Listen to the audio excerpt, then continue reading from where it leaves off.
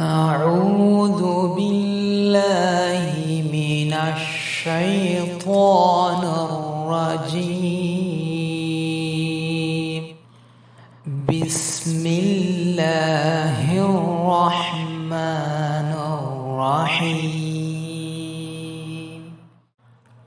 واتبعوا ما تتلو الشياطين على ملك سليمان وما كفر سليمان ولكن الشياطين كفروا يعلمون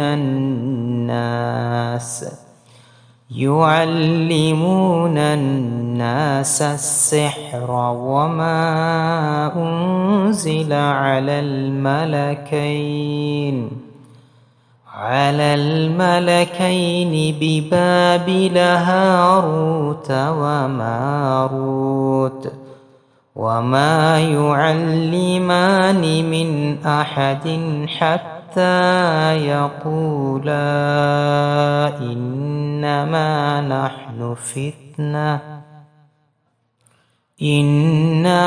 نحن فتنة فلا تكفر فيتعلمون منهما ما يفرقون به بين المرء وزوجه وما هم بضارين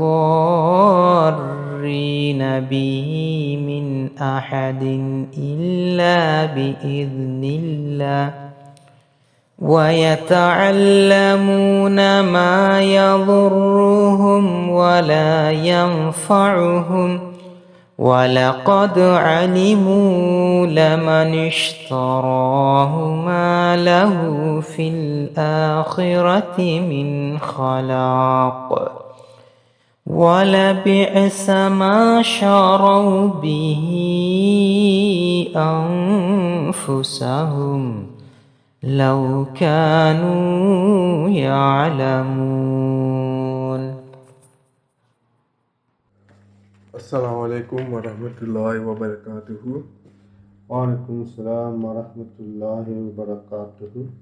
So we are here again today for some question and answers that has come from various countries. So Huzur, a question has come from a young girl of 25 years old from Royal Prindi, Pakistan, and she presents herself. Her name is Shireen Aftab, who has just finished her MBBS general practitioner and want to ask you a question.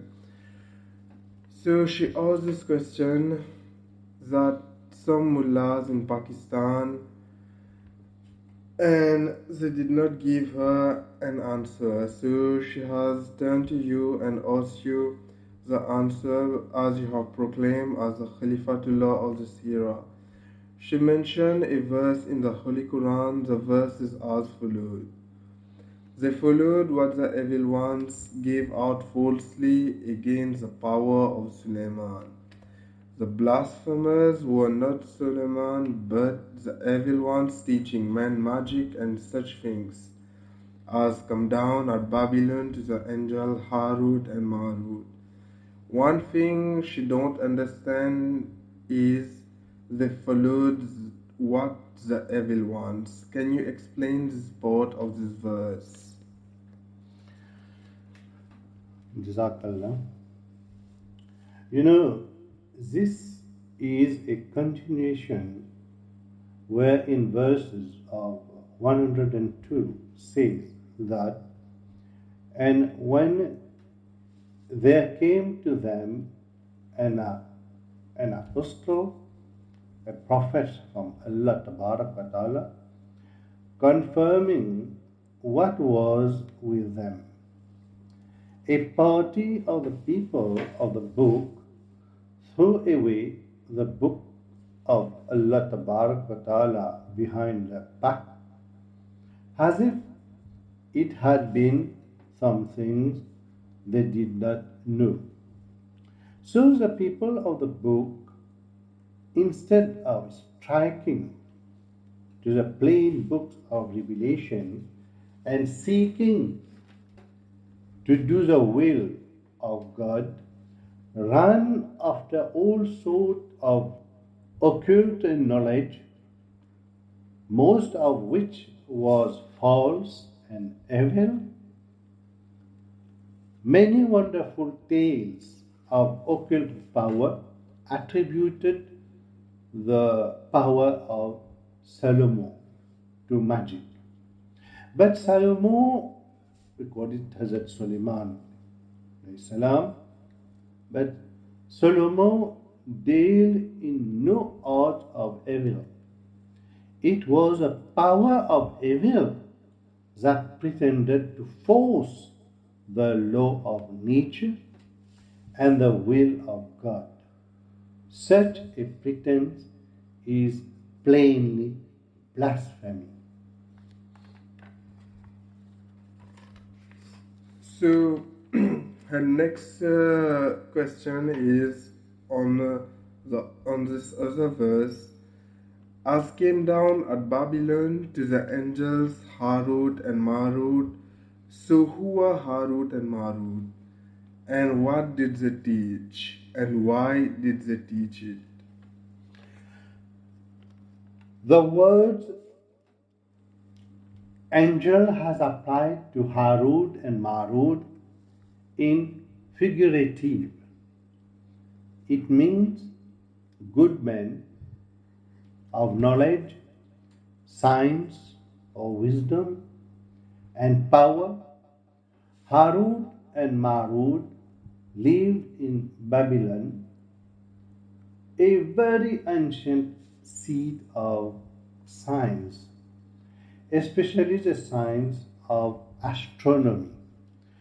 The period may be supposed to be anywhere about the time when the ancient Eastern monarchies were strong and enlightened, probably even earlier, as Marutu or Mardut was a defined hero, afterward worshipped as a god of magic in Babylon.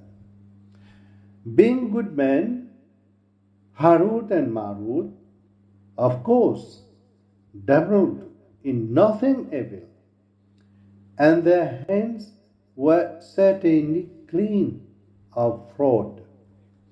But knowledge and the art, if learned by evil men, can be applied to evil users. The evil ones, besides fraudulent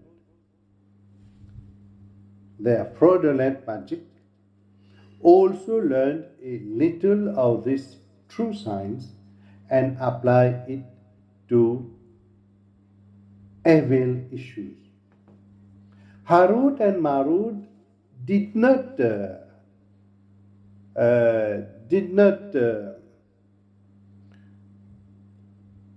withhold knowledge,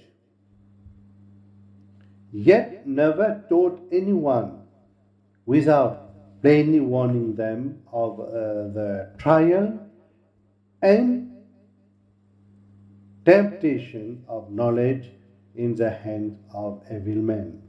Being men of insight, they also saw the blasphemy that might rise to the lips of the evil ones, puffed up with science, and warned them against it. Knowledge is indeed a trial or temptation. If we are warned, we know its dangers. I repeat it, knowledge is indeed a trial or temptation. If we are warned, we know its danger. It against it. That is, God has endowed us with free will. We must be free to choose between the benefit and the danger.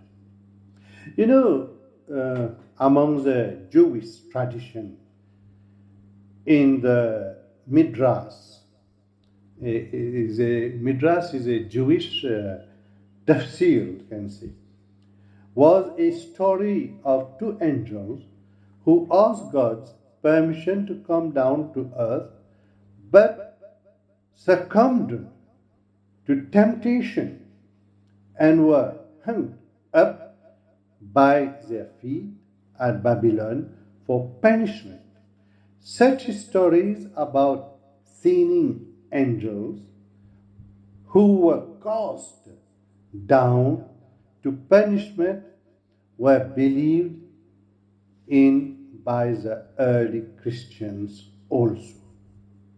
So there may be an allusion to such legends here, but much is spiritualized, and we are expressly warned against dabbling in magic or believing that anything can hurt us except by God's will, and God is just and righteous. So, last question is in this verse: is the learn from them or the means to sow discord between man and wife, and so on and so on? So this verse is what she has mentioned.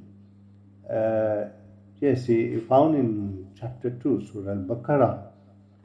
I have understood these verses where it says that they learn from them the means to sow discord between man and wife, but they could not thus harm anyone except by God's permission. I think these verses.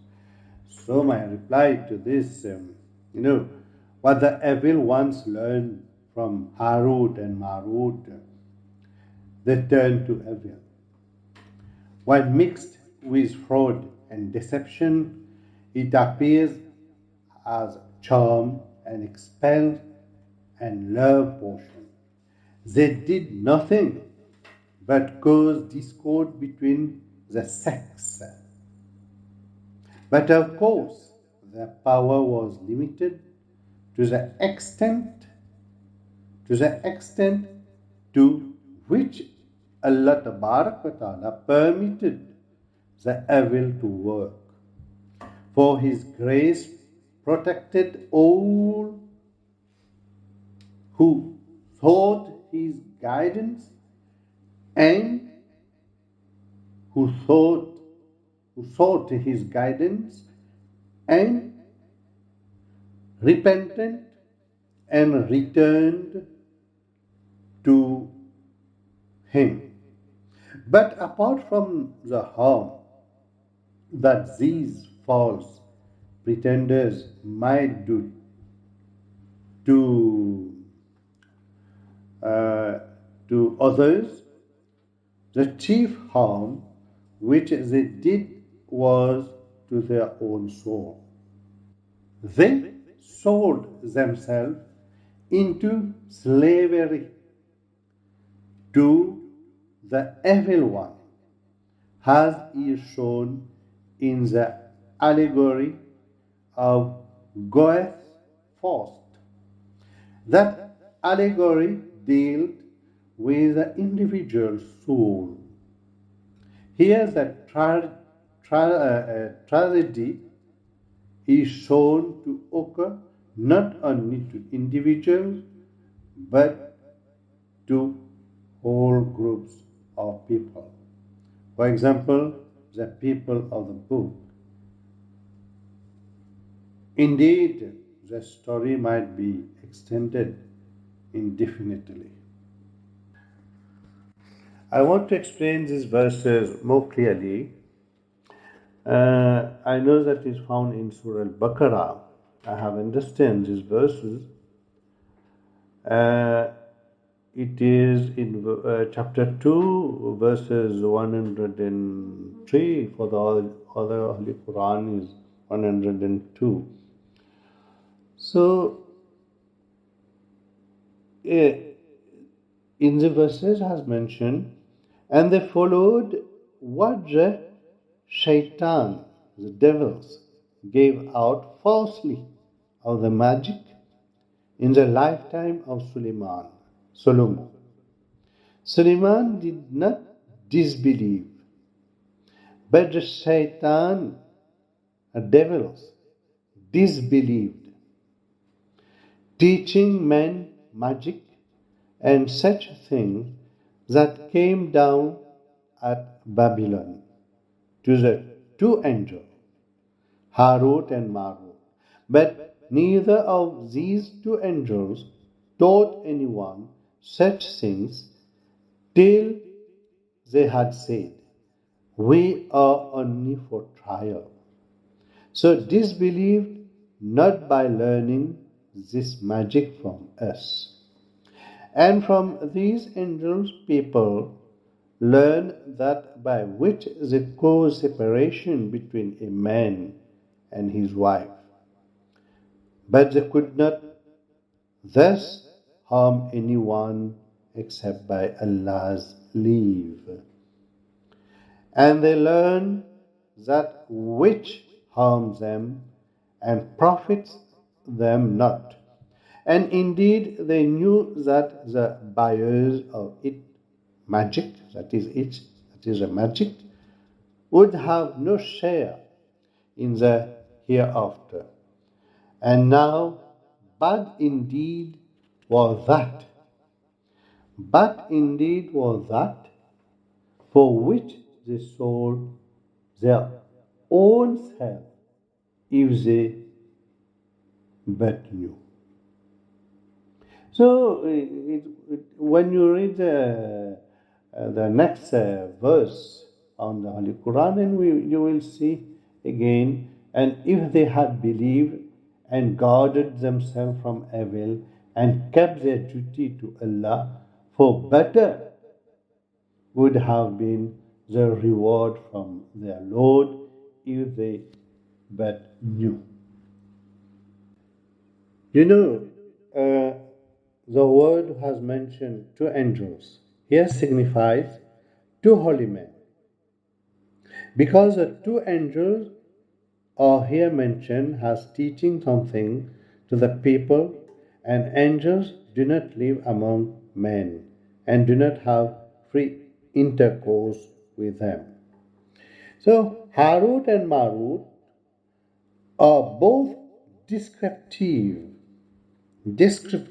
names, the former being derived from harata, that is, he tore up. Akrab means one who tears up, and the latter derived from marata, that is, he broke. He broke means one who breaks. This name signifies that the object of the appearance of these holy men was to tear asunder and break the glory and power of the empire of the enemies of the Israelites. These holy men told the new members at the time of initiation that they were a sort of trial from God, serving to differentiate between the good and the bad. They confined the membership of their society to the males one. This is what we can understand. The verses signifies that the Jews in the time of the Holy Prophet indulged in the same mischievous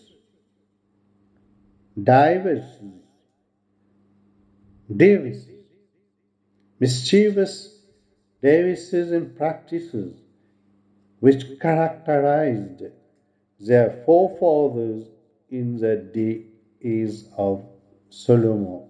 It further says that the mischief mongers in Solomon's time were those rebellious men who call him a disbeliever.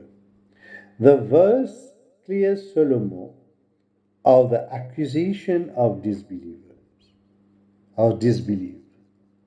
And this verse clears Solomon of the accusation of disbelief.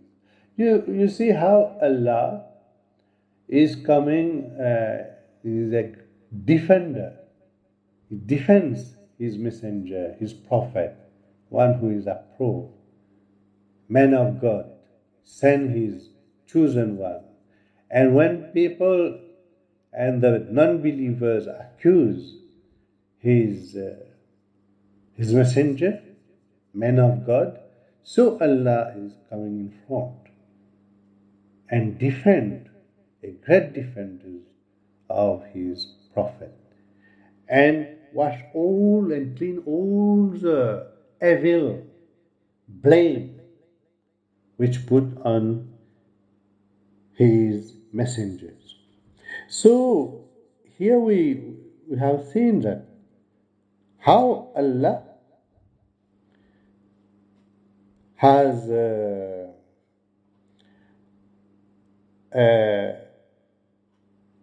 has cleared Sulaiman alayhi salam, that is Solomon, for the accusation of disbelief. It adds that the mismongers in Solomon's time taught their associate such sign has conveyed to them meanings quite different from those generally understood, for the purpose of deceiving people and concealing their real design. The verses allude to those secret plots which the enemies of Solomon hatched against him, and by which they sought to break up his empire. It is implied that the Medinite Jews, it is implied that the Medinite Jews are now resorting to the self-same vile tactics against the Holy Prophet Hazrat Muhammad sallallahu alaihi wasallam, but they will never succeed in their evil design. Inshallah ta'ala al-Aziz. Jazakallah. Assalamu alaikum wa rahmatullahi wa barakatuhu. I hope that our sister Shireen, what's his name? Shireen Aftab from Rawalpindi in Pakistan, I hope she got the reply. And if she has not understand anything, she's the most welcome to send his question again, or something which he has not understand. We can give him more explanation, inshallah ta'ala. Inshallah. Assalamu alaikum wa rahmatullahi wa barakatuhu.